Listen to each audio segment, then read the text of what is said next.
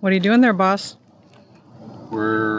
We finished Oklahoma, and now the sticker goes on the glass, and we're curving off in different directions here.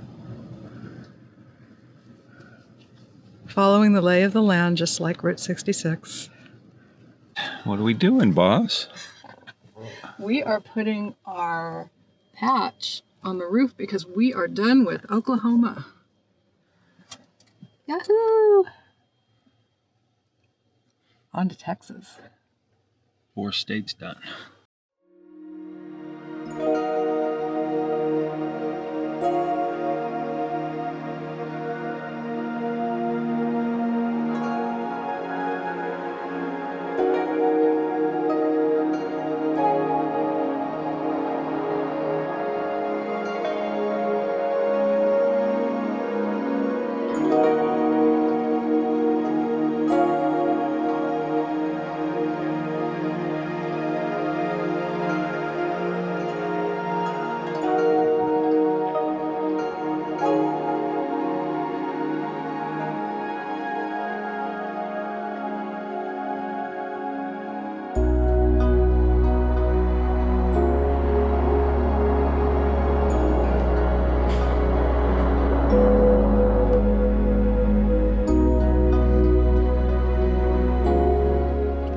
On day 13, we returned to the Conoco Tower to photograph it in daylight.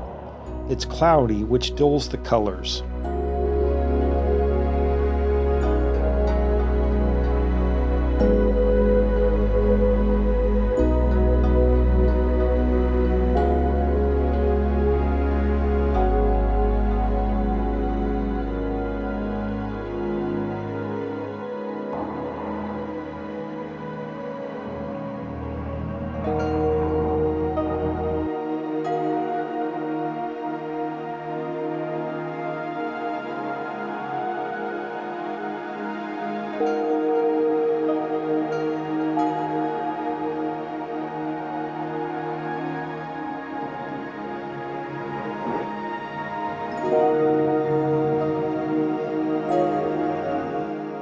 These photos are from my stop in 2018, where it was clear and sunny.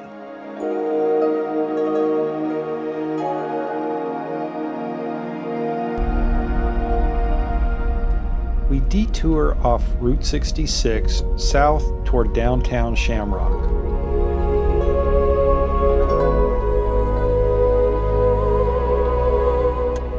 Just off Main Street is another restored gas station, a beautiful brick Magnolia station from 1928.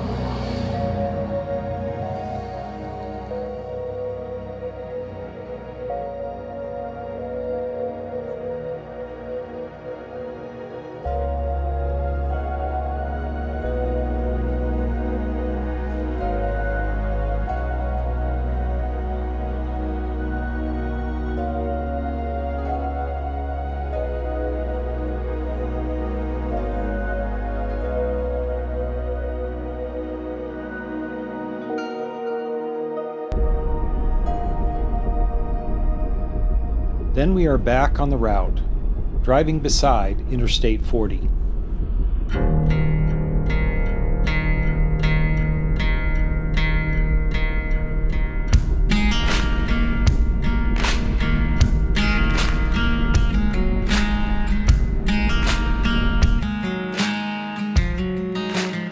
There's an old, overgrown motel in McLean, Texas. Don't know what the name is.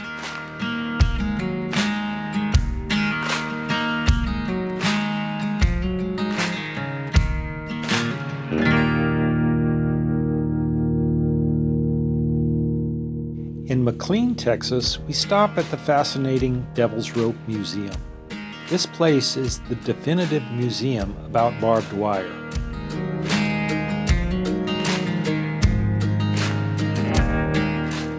They also have a section dedicated to Route 66 in Texas, with exhibits and historical photographs from the Dust Bowl period.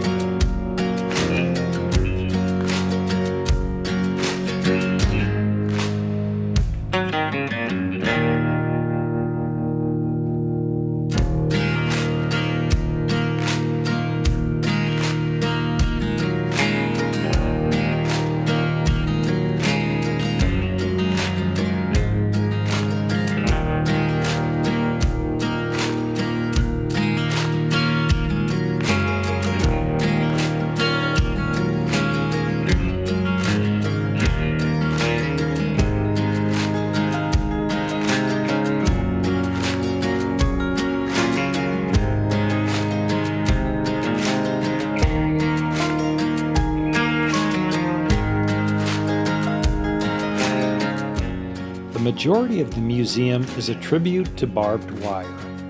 There are hundreds of different types on display, as well as tools for installing and manufacturing barbed wire. This was more interesting than we had imagined.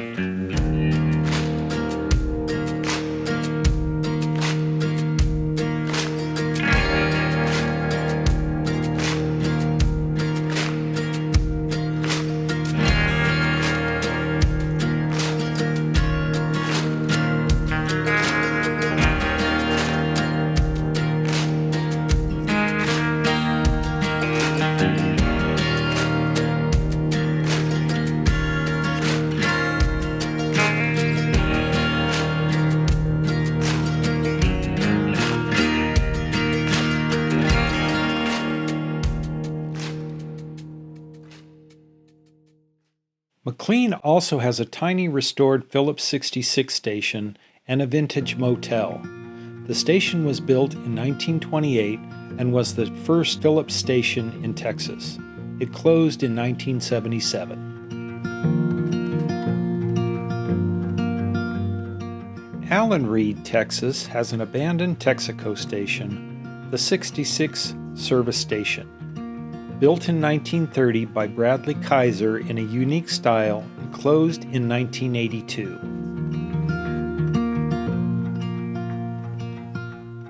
The Leaning Tower of Texas is a tilted water tower just outside Groom, Texas.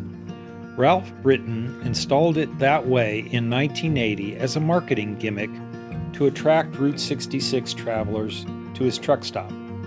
It worked well and the business was successful, until the truck stop burned down in the 1990s.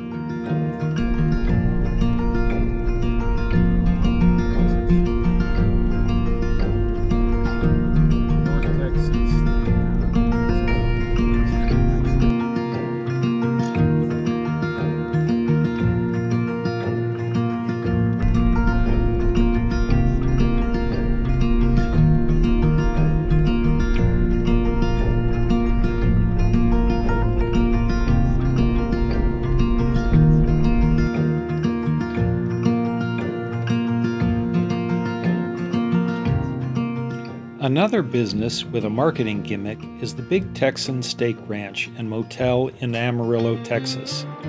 We check into our second floor Western-themed room, then wander over to the restaurant for dinner.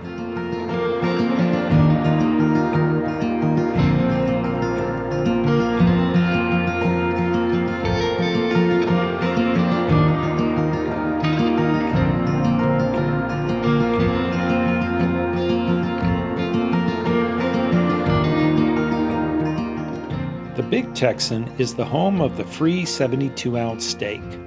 If you eat the steak and all the fixins it comes with in an hour, you don't pay. The steaks are delicious and the atmosphere is fun.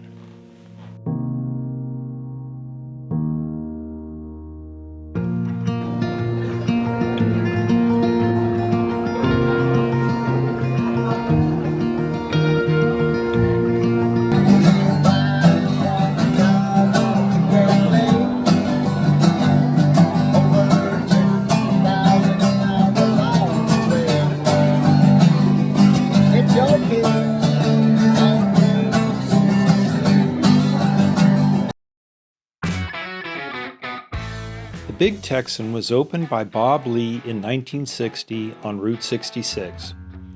When I-40 opened, business dropped catastrophically. He moved his Big Texan next to I-40 in 1970, and business has been booming ever since.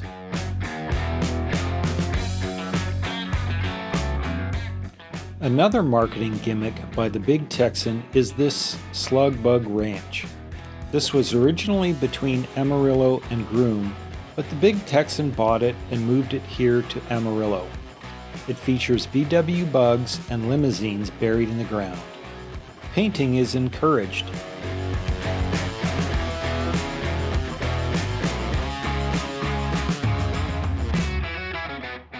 We're here at the Slug Bug Ranch, reminiscent of the Cadillac Ranch, and it was relocated here from near Groom.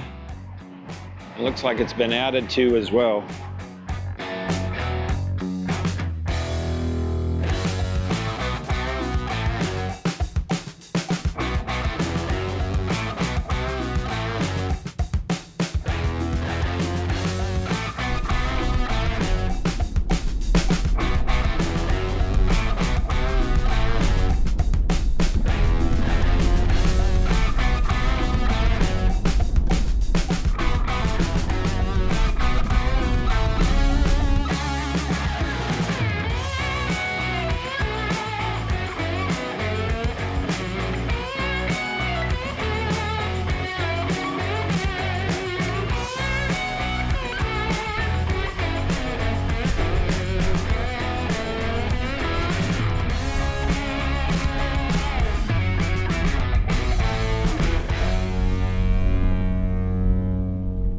We drive through Amarillo on Route 66 and arrive next at the Cadillac Ranch RV Park, which has 3 Cadillacs on display and a gift shop selling spray paint and Route 66 memorabilia.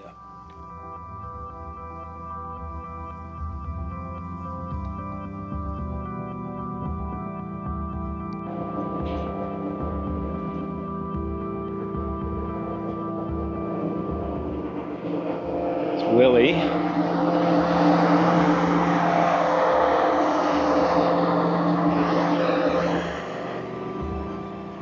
And Elvis. They also have the Second Amendment Cowboy, a Muffler Man Giant. Then it's on to the famous Cadillac Ranch.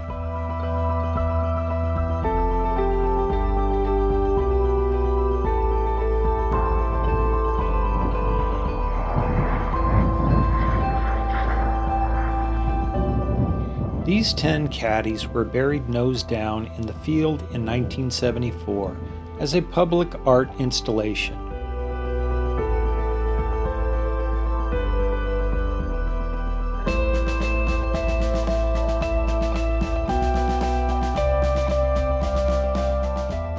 These photos are courtesy of Aaron Perry of Gearhead Curios, who took them in 1992 at the original location.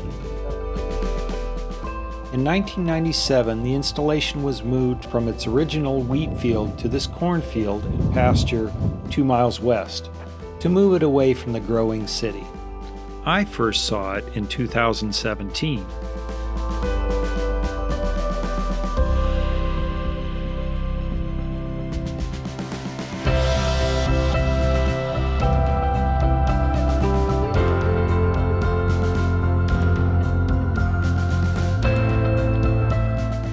It continues to accumulate paint, and we even saw an artist selling jewelry made from the layers of paint taken from the cars.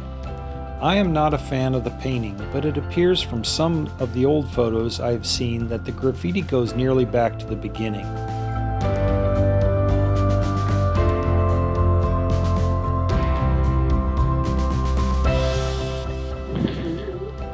The paint is just flowing off.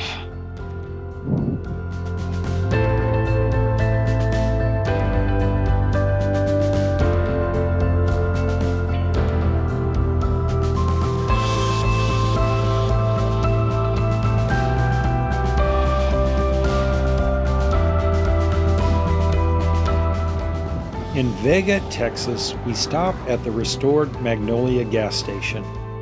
This station was built in 1924 by Colonel J.T. Owen on what was then the Ozark Trail. He settled here in 1906 and was instrumental in the development of Vega. In 1925, he leased the station to Edward Wilson for $65 per month for a period of 5 years. Edward and his wife Cora lived above the station. After 1930, there were several other lessees. It later became a Phillips 66 station.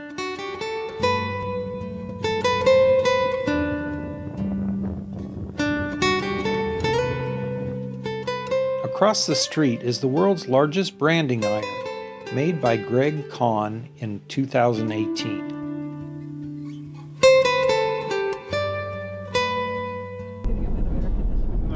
Adrian, Texas has several interesting stops. Adrian is regarded as the midpoint along Route 66, and several businesses take advantage of the tag. The first is the Bent Door Cafe and Midway Station, an abandoned gas station and cafe. It was originally built in 1937 and was called the Cozy Cottage Camp. It burned down in 1947. A new cafe was built by Bob Harris in 1948 using windows from a surplus World War II airport control tower. The bent door was added to fit the window tilt. It closed in 1970. The Midpoint Cafe was originally built in 1928 and opened as Zella's, and it expanded in 1947. It has changed hands multiple times over the decades. It became known for hot, fresh, homemade pies. Adrian was bypassed by I-40 in 1969. In 1990, Fran Hauser bought the cafe and called it the Adrian Cafe.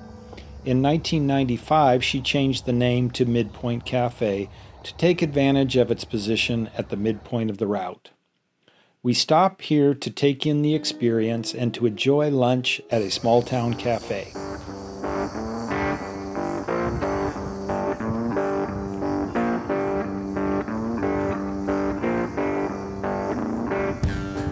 Next door is the Dream Maker Station, an old gas station and originally part of the cafe. It opened recently as a gift shop and is owned by Kelly Snyder. We stop in and walk out with a few small items.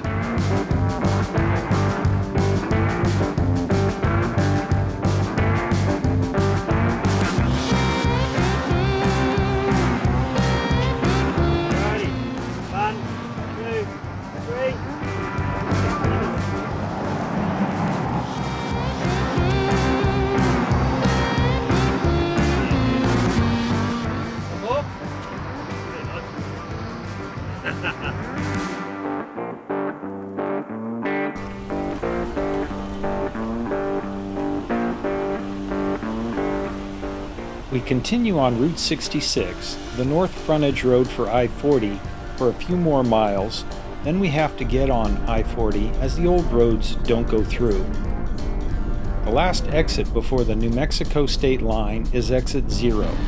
This puts us back on the route in Glenrio, Texas.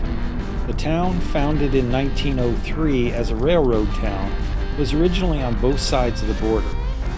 It was on the Ozark Trail in 1917, which became part of Route 66 in November 1926.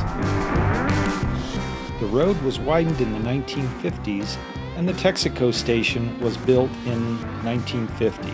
The diner was built in 1952. The 1968 Pontiac Catalina in front of the old Texaco gas station has a sad story. Joe Brownlee built the Texaco station. His daughter, Roxanne, helped, and in 1970 she married Larry Travis. After I-40 opened in 1973, Larry rented and ran a gas station in Adrian. In 1976, he was murdered by a man robbing his station.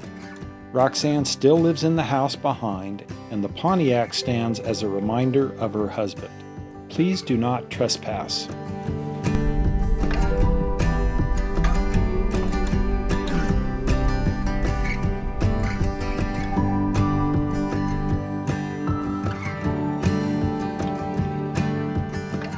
These buildings were the Texas Longhorn Motel and Cafe.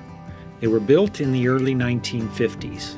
The sign said, "First stop in Texas," when viewed from the New Mexico side, and "Last stop in Texas," when viewed from the Texas side. The property also included a Phillips 66 gas station. It closed in 1976. I stopped here in 2018 on our Texas Backroad Borders trip.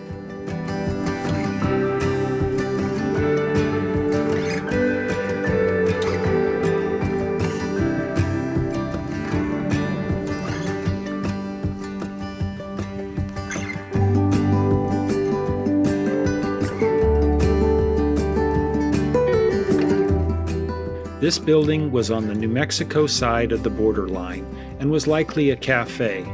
It is no longer there, and a dispensary is now in its place. So Texas is done.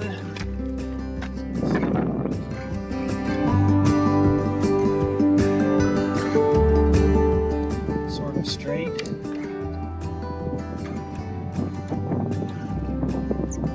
Texas is bigger than everybody else because Texas. All right, done with Texas. There we go. On to New Mexico.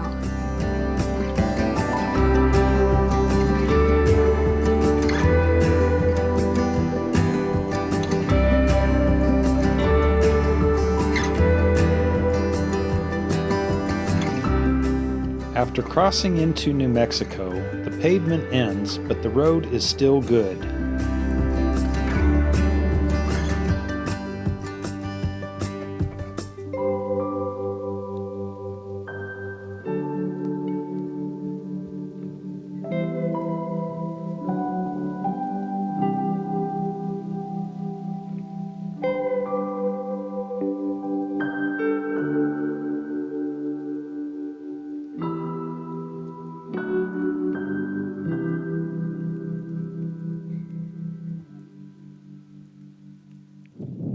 This is the ghost town of Endee, spelled E-N-D-E-E. As you can see, there's not much here.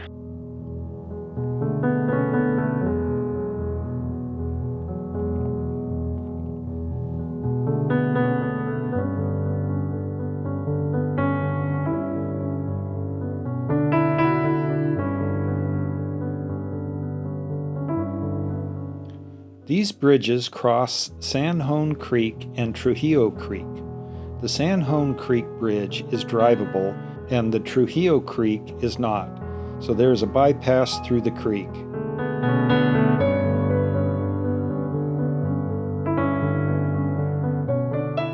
It probably isn't passable in wet weather.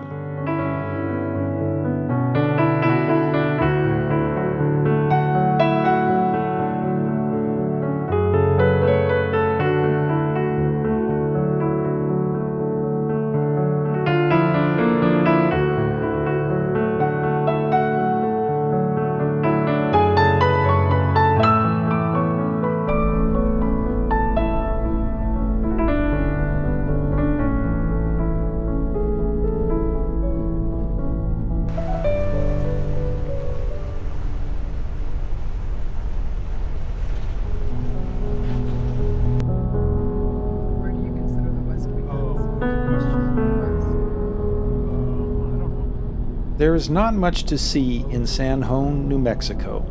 It survives today as a small town with a few businesses serving I-40 travelers and a relatively new, tiny Route 66 gift shop at the world's largest flip-flop, selling Route 66 souvenirs and handmade gifts. World's largest flip-flop. We had to stop.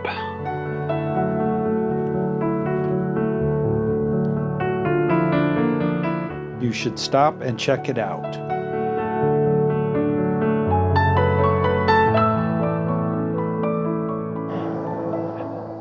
This is an abandoned railroad tunnel that runs under Interstate 40. So the railroad came underneath here, and then it was abandoned and removed.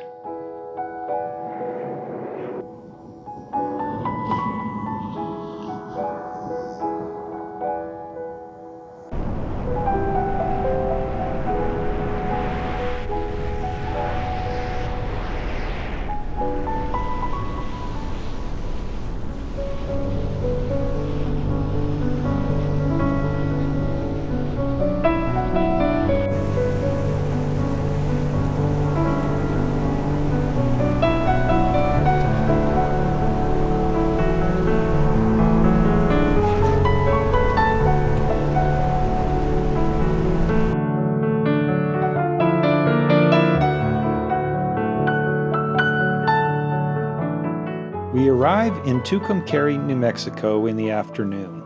We are staying at the historic Blue Swallow Motel, but we drive through town to look at some of the Route 66 sites. If you hadn't done it, I was about to go.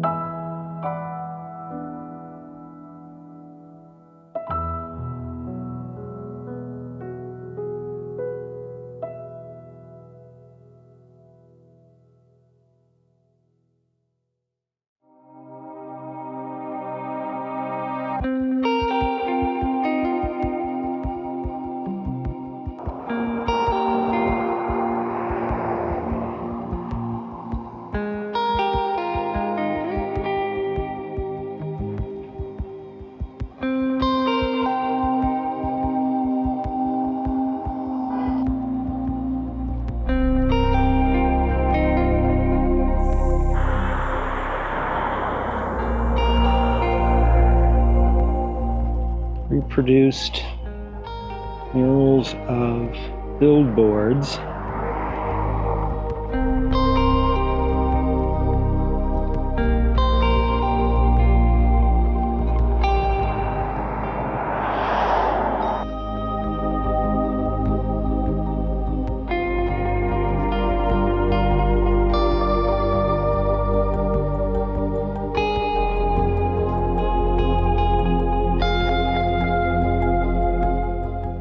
TP Curios is an iconic Route 66 curio shop that began as a Gulf gas station called Leland's in 1944. It was converted into a curio shop in the 1950s by adding the TP to the front and the neon sign.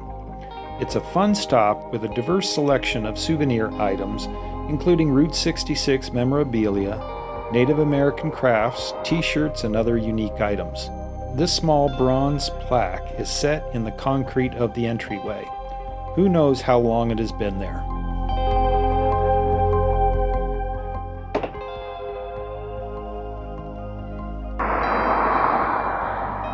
Back at the Blue Swallow Motel, we check in with Robert, the owner, and he walks us to our room, number 1, to show us how everything works.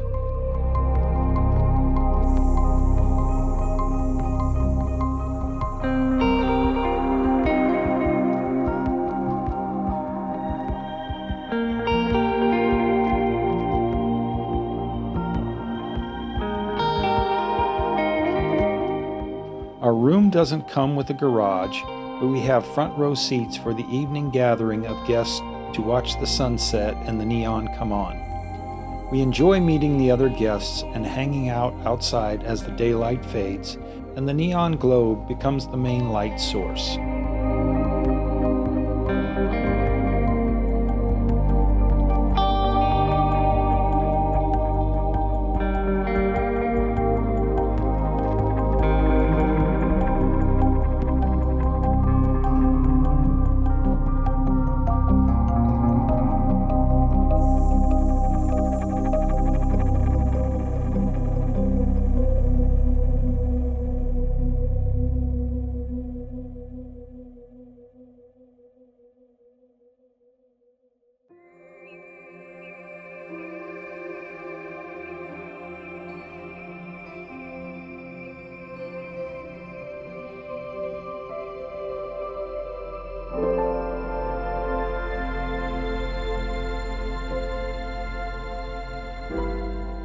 Day 15 dawns bright and sunny, and I take some morning photos of the Blue Swallow.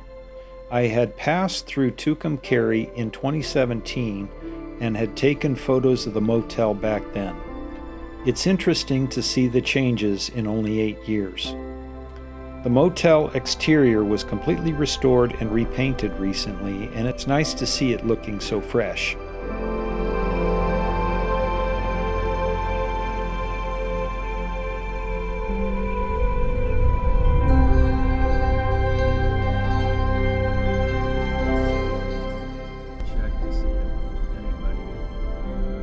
We drive through town and look at some of the old buildings.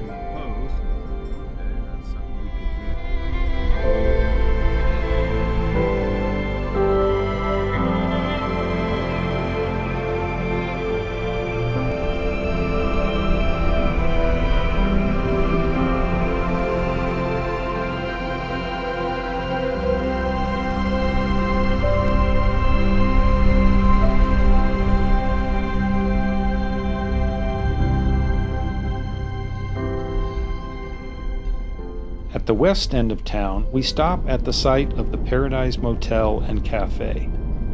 This was another place that I had photographed in 2017, and it hasn't fared as well as the Blue Swallow. The cafe is run down and the motel has burned. The old neon sign is now gone. Only the poles remain.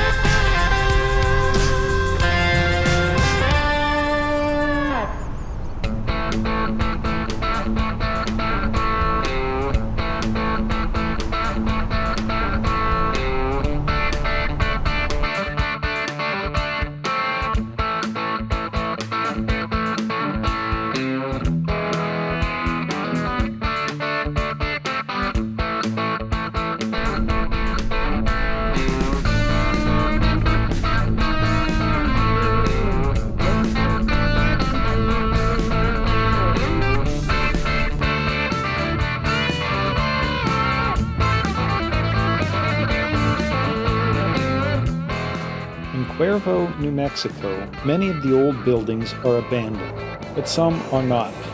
We stopped to take a look at some, including a church and a school, before taking one of the old alignments of Route 66 south.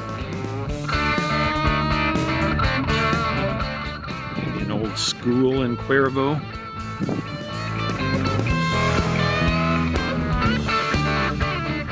I think so. District number 6, School District.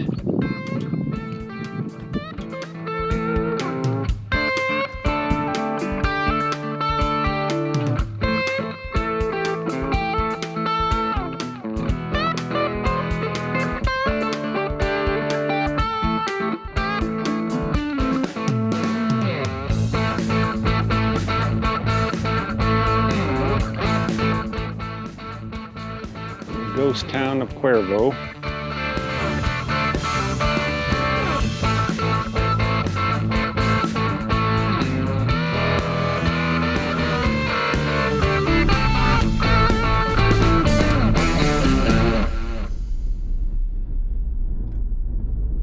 The route from the 1920s runs straight south, then turns due west to Santa Rosa.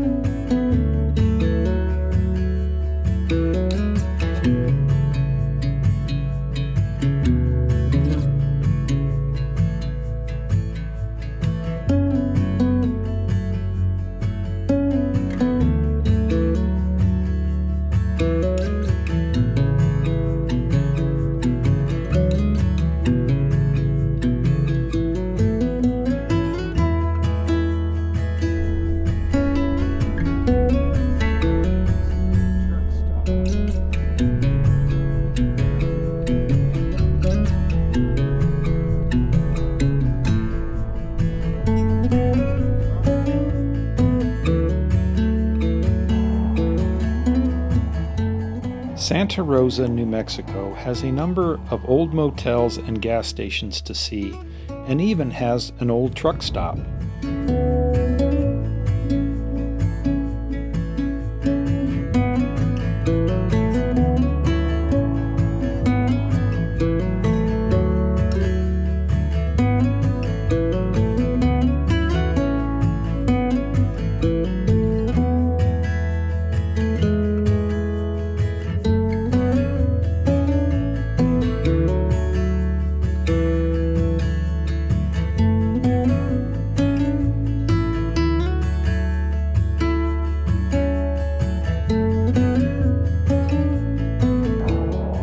We stopped for a delicious lunch of chicken enchiladas at the Silver Moon Cafe, which first opened in 1959.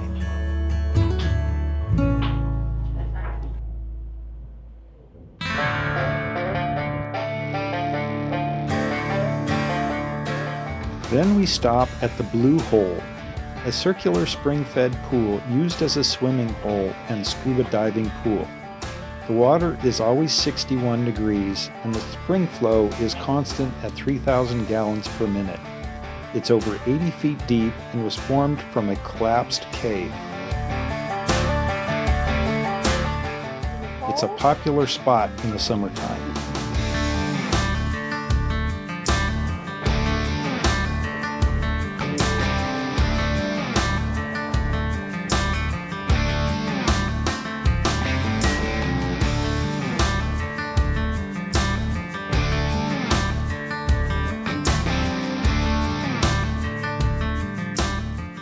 Our last stop is the cemetery and ruins of the original chapel of St. Rose of Lima, for whom the town is named.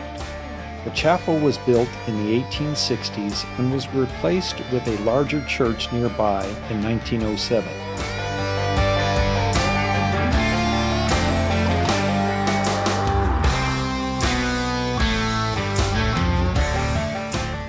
The city is built above the Pecos River.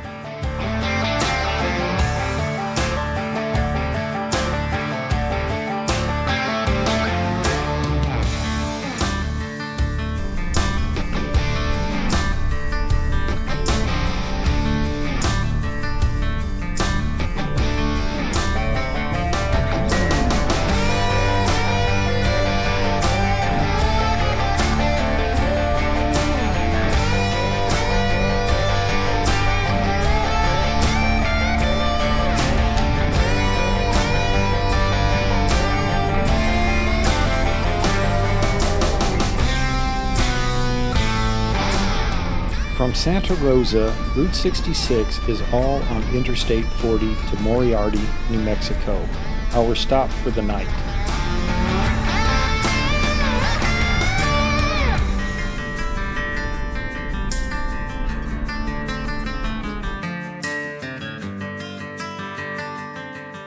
We choose the Sunset Motel and check in with Mike, the owner.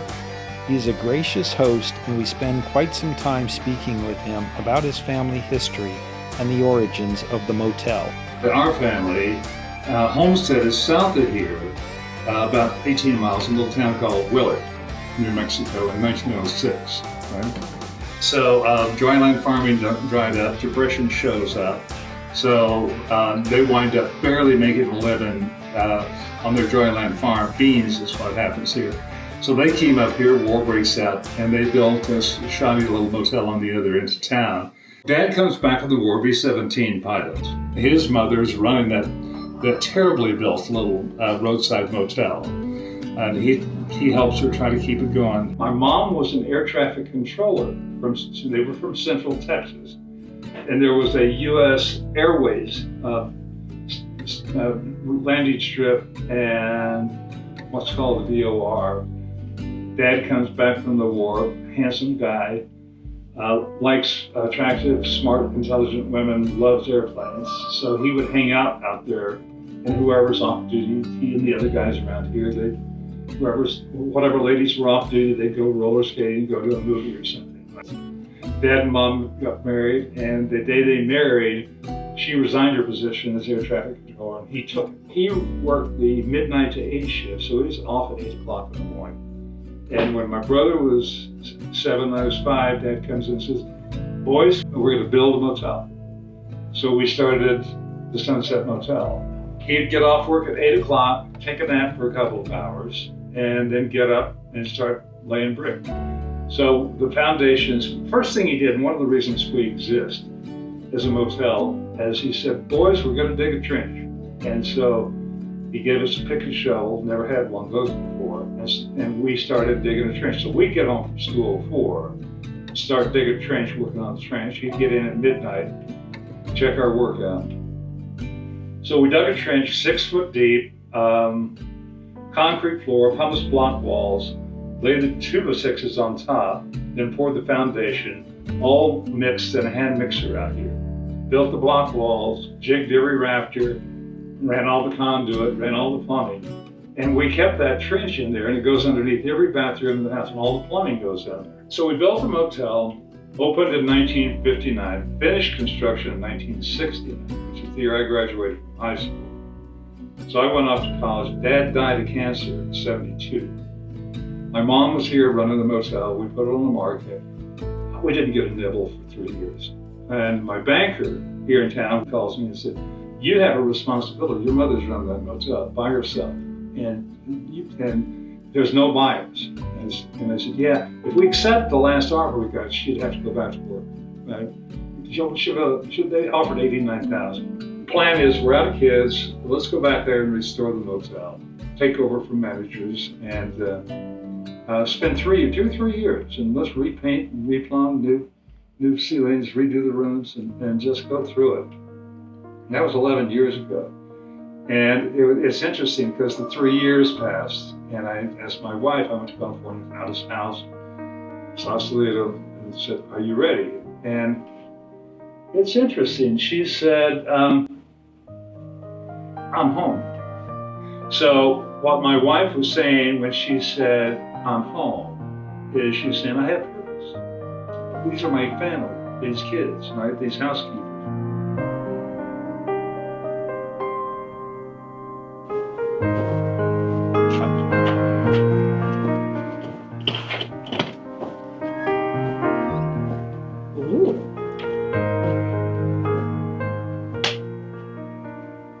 It also has a microwave.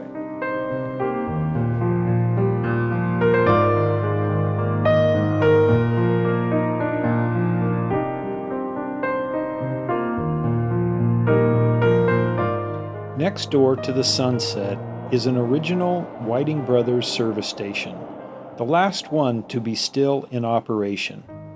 While it doesn't sell fuel anymore, the owner still services cars with tires and batteries. This is the last operating Whiting Brothers service station.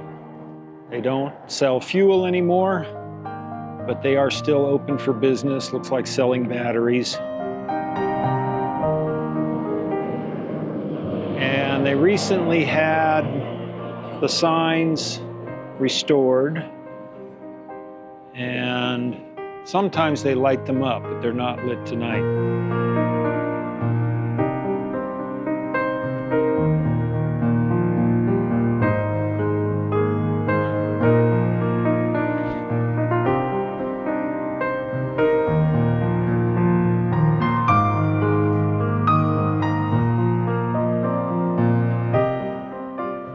Just bumper to bumper, both directions.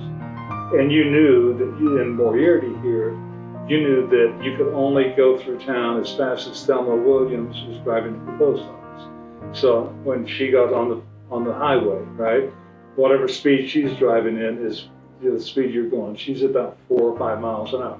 In the day, they would have, it was canvas water bags. They were like burlap.